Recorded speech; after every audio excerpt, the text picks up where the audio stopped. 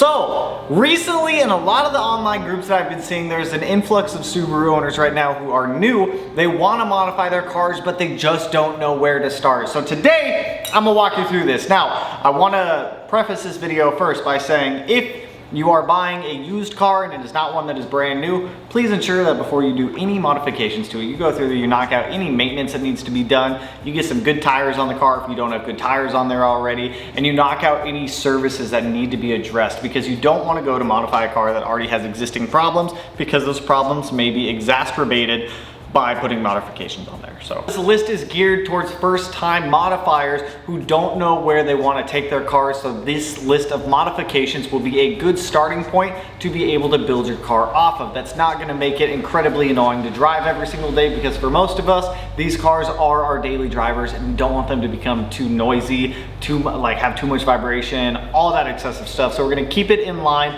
with keeping the car a good daily driver. So we're gonna start this list off with one that's easy to install, and that is a pitch stop mount. If you don't know what a pitch stop mount is, it is the mount that goes between the transmission and the frame of the car. Now the stock one is a rubbery, kind of plasticky mount, and they work. They reduce a lot of the NVH, so that way you don't get a lot of NVH going into the car. And if you don't know what that is, it's just noise, vibration, and harshness. But even an aftermarket pitch stop isn't going to give you any extra NVH, and you're going to get a better throttle response and a better feel out of the car. It's one of the easiest modifications to do. You typically take off the top mount intercooler. There's two bolts right there that you have to remove. You pull out the old one, put in the new one, and that's it. Plus it looks way better than the stock ones do. But the biggest things you're gonna see are better throttle response. You're gonna be putting more power down to the ground in theory, because you have a stiffer mount there, so you're not gonna be losing some of that to the vibration in the mounts or the mushiness of the stock bushings in there. Install difficulty on that, I'd probably put at like a 1 out of 5. They're really easy to do, and you can realistically do them in about 20 minutes. So next up we have suspension, and this is specifically coilovers, but if you're balling on a budget like some of us, RCE yellow springs. For coilovers, I suggest things like BC Racing if it's a street car. If you're gonna be doing some more spirited driving, like you're going up into the mountains, you're going out doing a couple track days here and there, I would probably suggest Fortune Autos. Either one is going to get the job done. But BC Racing is probably gonna be a little bit more of an affordable option for those of you that do just plan on daily driving these cars and maybe doing some spirited driving on the weekends. Now with coilovers, you're gonna get a couple benefits from that. A, by lowering the car down to the ground. I'm not talking about slamming your car on your nuts, on its nuts. Don't slam your nuts on the ground either, because that sounds painful. For this, you're not slamming your car on its nuts. Realistically, you maybe wanna drop the car 3/4 of an inch to an inch if it's a daily driver, so that way you don't have to worry about speed bumps, you don't have to worry about road debris getting caught up and being ripped up under the car and you hitting things like that, because you want to keep this at a level where you can still drive the car around wherever you need to go. I want to say off the top of my head, the RCE yellow springs give you about 1/2 inch to 3/4 of an inch of lowering goodness, good stuff. It'll give you a good enough drop where you don't have to worry about having to go over speed bumps sideways, running over things on the road and things like that. Now, by lowering your car a little bit, you're gonna be reducing its center of gravity, bringing you a little bit closer to the ground, so you're gonna get some better handling out of it. You're also gonna get a more aggressive stance, and it's going to just visually be more appealing. Now, if coilovers are on the table for you and they are an option for you, the adjustability from coilovers is nice, especially with like some of the older ones like this. You get camber adjustability in the front and in the rear, as well as dampening adjustability and height adjustability. But for most people, you don't need that. You probably are only getting these for the height adjustability, but with coilovers, because you can adjust the dampening, you can make them softer or harder. So if you feel the ride is too harsh, you can soften the dampening a little bit more to be able to get a softer ride out of it. Install difficulty on those, I would probably put the coilovers at a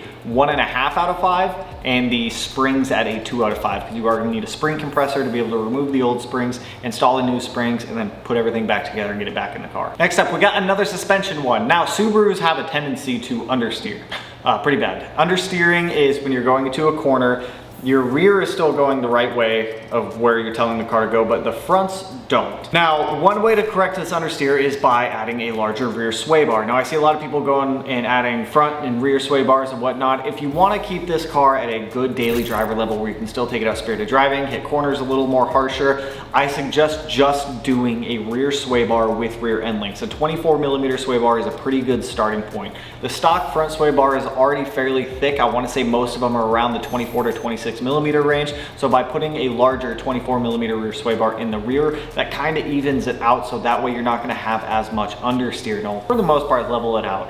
Now, install difficulty on that, it's pretty easy. Sway bars, you just need to have the rear tires on the ground so that way the suspension is loaded. Install it in there. It's about 4 bolts to take out the old one with the 2 end link bolts on the ends. Swap all the old ones out, put them in. I'd probably say it's a 1 out of 5. It's really not too bad to do. One that everybody is going to love and is going to be a fantastic starting point for you is muffler deletes. They're inexpensive, they look good. There's plenty of options out there, from stainless steel tips to black tips to big tips to small tips to ceramic coated tips to single tip, quad tip, dual tip. You can get as many tips as you want. But a muffler delete is an inexpensive option for you that is going to make your car sound better. You can even get them with mufflers if you still want your car to be a little louder, but not much louder than it was before. Most people I see opt for the full muffler delete option, but there's different settings out there.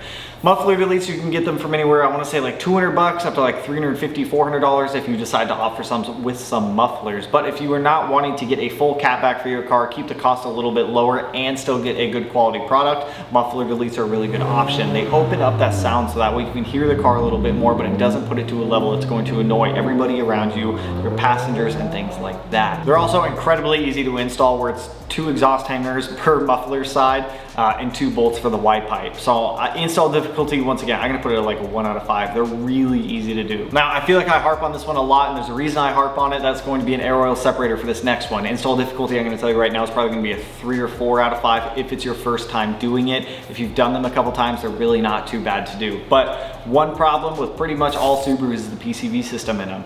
They tend to push a lot of oil into the intake track, and then when it goes through the intake track, it goes through the turbo, it goes through the intercooler, and eventually it'll make its way into the engine. And when that oil gets into the engine and into the combustion chamber, like right here, what's going to happen is that oil is going to mix with some of the air fuel mixture, and it's going to start bringing that octane rating down, which can result in knock and detonation, which can be detrimental to some engines. Now, if you're keeping your engine 100% stock and you want to maintain your warranty, I don't advise you do this. Or if you do want to do one, talk to your dealership, because some dealerships are okay with air oil separators on warranted cars. You just need to clear it through them first. And if you are going to do that, I highly suggest you do it via email, so that way you do have a paper trail, God forbid anything does ever happen. Now, there are plenty of options out there for air oil separators, but the one that I have just absolutely takes the cake is IAGs. They have perfected that thing. The Street Series, it doesn't require a tune. It doesn't require you to go out and have to play with different parameters on the car. You install it and you pretty much forget about it. However, if you are in a state or an area that sees excessively cold temperatures of -30 degrees Fahrenheit or below frequently,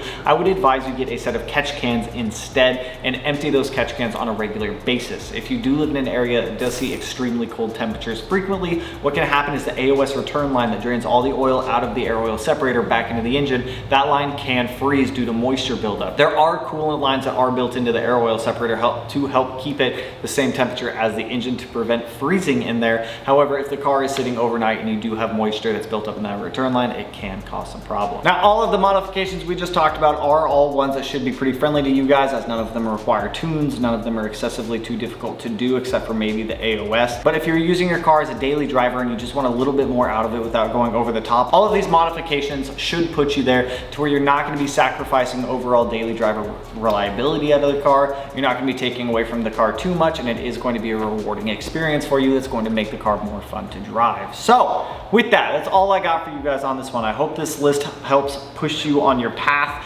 of righteous modification, of goodness and solitude and happiness, wherever that may take you. So that's all I got for you guys on this one. If you like the video, like it. If you dislike it, feel free to dislike it, but that is all I've got for you guys. If you want to subscribe and you're not subscribed already, I'll put it in one of these corners. No idea which one quite yet, but with that, I will catch you guys in the next one.